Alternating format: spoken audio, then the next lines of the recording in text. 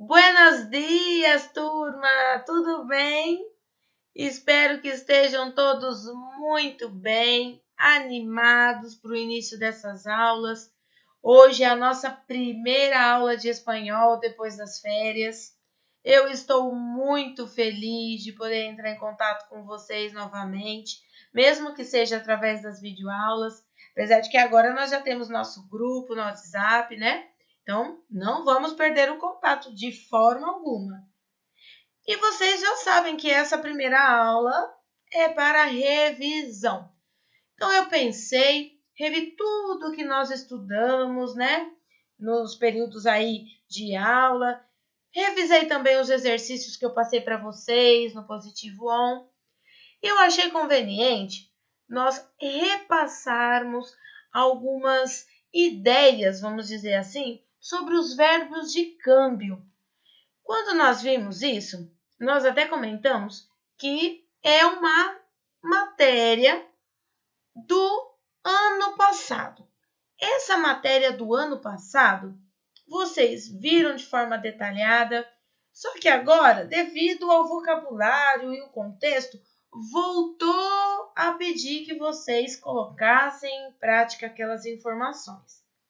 Então, antes de repassar, eu gostaria que vocês pegassem a apostila de vocês, abrissem na página 15. Essa tela que vocês estão vendo é essa página. Façam anotações, coloquem as dúvidas aí no cantinho, usem aquelas canetas marca-texto. Vamos trabalhar em cima dessa ideia. Só que eu acho importante, para aqueles que tiveram um pouquinho de dúvida sobre esse assunto, lembrar, né, que verbos de câmbio é um assunto complexo, vamos dizer assim, se nós levamos em consideração o nosso português. Por quê? Porque no português, quando nós queremos dizer que uma pessoa estava de uma forma e passou a outro estado, nós sempre usamos, né, de forma comum, o verbo ficar. Então, nessa mesma colocação dos verbos de câmbio do espanhol, no português nós usamos o ficar, muito mais simples. No espanhol, não. No espanhol, nós vamos usar diversos verbos, tem vários que nós usamos para transmitir essas mudanças, né? Inclusive, muitas vezes, esses verbos comuns, eles tornam-se pronominais, vamos dizer assim. Para quê? Para sinalizar algumas transformações. Outro elemento aí que nós podemos levar em consideração é a dificuldade, e em alguns casos não são sempre, né? Que nós podemos utilizar, empregar outros verbos que não são aqueles que têm essa função específica, né? Para indicar essa mudança em situações similares. Então, vocês têm aí no livro de vocês 4, né? São 4 os principais. O hacer-se é o primeiro deles. Quando que eu vou usar o hacer-se? Primeiro que hacer é fazer, né? Por isso que a tradução não poderia ser utilizada aqui como, vamos dizer, como principal. Eu não devo traduzir, eu devo entender para que eu uso cada um deles, em que tipo de situação. Esse é o foco, esse é o principal. Então, o hacer-se, ele indica uma mudança voluntária, que é resultado de um processo. Por exemplo, eu vou ler esse exemplo em espanhol e depois eu vou explicar ele em português. Me haré odontóloga como mi padre. Aí, ó.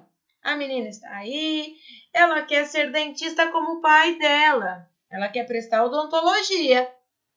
Mas ela já é? Não. O pai dela está obrigando ela a ser como ele? Também não. Só que ela já está estudando. Então, o fato dela estar estudando e se tornar num futuro, né, uma médica especialista nessa área, é o que nós dizemos, que aconteceu uma mudança voluntária, porque ela quis, e resultado de um processo. Qual que é esse processo? O pai já tinha essa profissão, e ela quis ser como ele. Então, depois, fiquem tranquilos que nós vamos ver mais exemplos, tá? Vamos repassar os outros 3 antes disso. O segundo mais usado, volver-se. Primeiro que se eu for entender o que é volver em espanhol, é voltar. Então, é voltar. Então, vamos ter isso em mente, é voltar. O que ele faz? Qual é a indicação? Para que eu uso ele? Quando eu quero indicar uma mudança involuntária e que vai durar. Não é algo a curto prazo, é uma coisa que vai se estender. E é involuntário, isso é extremamente importante. E aí nós já estamos vendo automaticamente a diferença, né, com o outro verbo a ser-se, que lá era voluntário, aqui é involuntário. Então o exemplo diz assim: ella se ha vuelto una persona muy dura. Aí tá dizendo assim, ó, nossa, essa menina, essa pessoa se tornou uma pessoa muito rude, né, fria. Agora, por que é algo involuntário? Será que a pessoa gostaria de ter se tornado dessa forma? Eu acho que não, hein? Então, se não é uma coisa que ela gostaria, que ela desejava, e ela acabou se tornando assim, é algo involuntário. E por que nós vamos dizer que é algo duradouro? Porque ela se tornou dessa forma. Agora, para ela voltar a ser como antes, vai ser mais difícil. Então, é algo que vai aí, ó, levar um tempo. Agora, o poner-se. Poner, em espanhol, é colocar, né? Só que aí, nós também não vamos poder usar como tradução. Como que eu devo usar este verbo?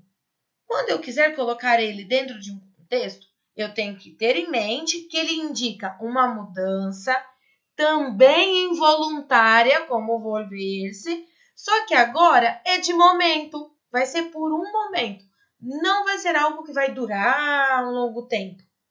Então, volver-se, é uma mudança involuntária, mas dura.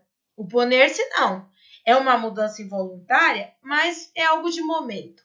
Então diz assim, ó, me puse roja quando lo miré a Javier.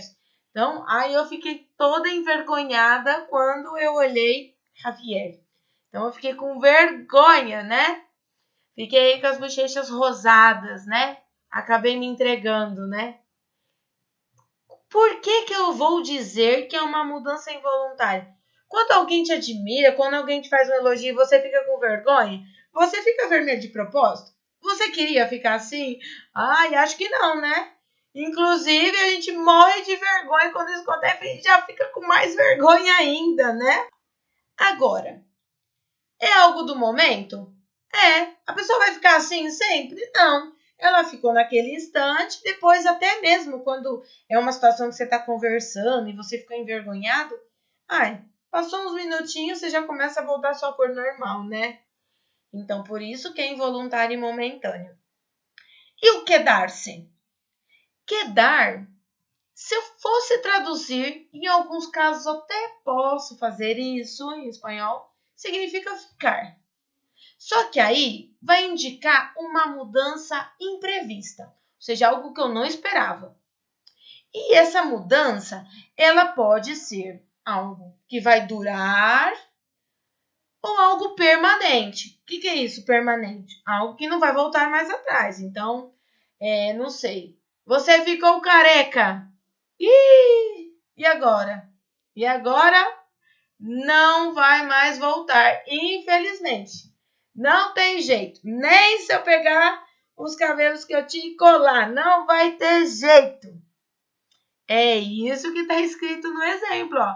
Mi abuelo se ha quedado calvo.